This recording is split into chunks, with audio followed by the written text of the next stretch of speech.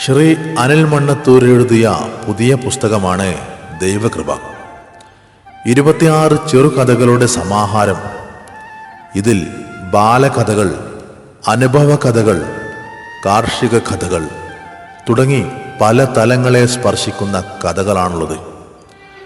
ആകർഷകമായ, ഹൃദ്യമായ, ലളിതമായ, കൗതുകകരമായ കഥകൾ.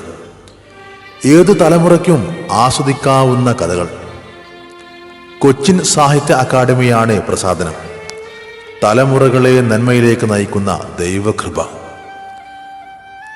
തനിക്ക് ചുറ്റും നടന്ന സംഭവങ്ങൾ ഓർമ്മയിൽ നിന്നും തപ്പിയെടുത്ത് മുത്തുമണികളായി കോർത്തിണക്കി, ഏറെ നേരും നൊമ്പരങ്ങളും ചേർത്തിണക്കി, വളരെ ലളിതമായ ഭാഷയിൽ അനിൽ മണ്ണത്തൂർ ദൈവകൃപ എന്ന തൻ്റെ കഥാസമാഹാരത്തിലൂടെ നിഷ്കളങ്കമായി അവതരിപ്പിച്ചിരിക്കുന്നു.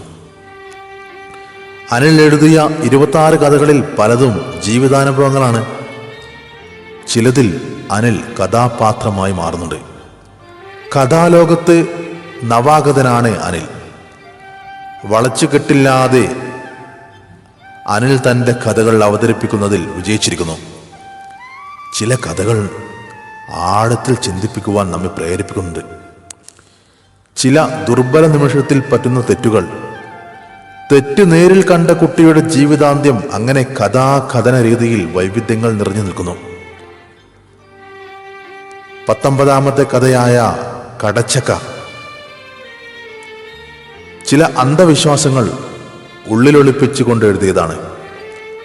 നമ്മുടെ വീട്ടുപരിസരത്ത് ചില ചെടികൾ കൃഷി ചെയ്താൽ കുടുംബത്തിൽ ദോഷങ്ങൾ വരാനിടയുണ്ടെന്ന വിശ്വാസം പലരിലുമുണ്ട്.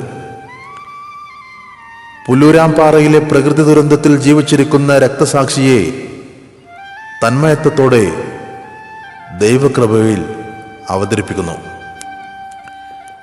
കന്നിവോട്ട് ചെയ്യാൻ ലോകം പിടിച്ചെടുക്കാനെന്ന ആവേശത്തിൽ പോയി വ്യാജനായി പിടിച്ചേക്കാമെന്ന ഘട്ടത്തിൽ ജീവനും കൊണ്ടോടിയത് ചിരിവടത്തുന്നവയാണ്. മണ്ണത്തൂർ തറവാടിൻ്റെ പാരമ്പര്യം, പാശ്ചാത്തലം എന്നിവ ഈ കഥകളിലും കാണാം. അശോകൻ ചേമഞ്ചേരി അവതാരികയും പി ശ്രീധരനുണ്ണി, വിജയശ്രീ രാജീവ് എന്നിവർ ആശംസയും രചിച്ച കൃതി സ്കൂൾ ലൈബ്രറികൾക്കും ഗ്രന്ഥശാലകൾക്കും ഒരു അലങ്കാരമാണ്. 130 രൂപ വിലയുള്ള ഈ പുസ്തകം ആവശ്യമുള്ളവർക്ക് എത്തിച്ചു നൽകുന്നതാണ്. മണ്ണത്തൂരിൻ്റെ ചെറുവരികൾ എന്ന കവിതാ സമാഹാരവും ഇദ്ദേഹത്തിൻ്റെ വകയായുണ്ട്.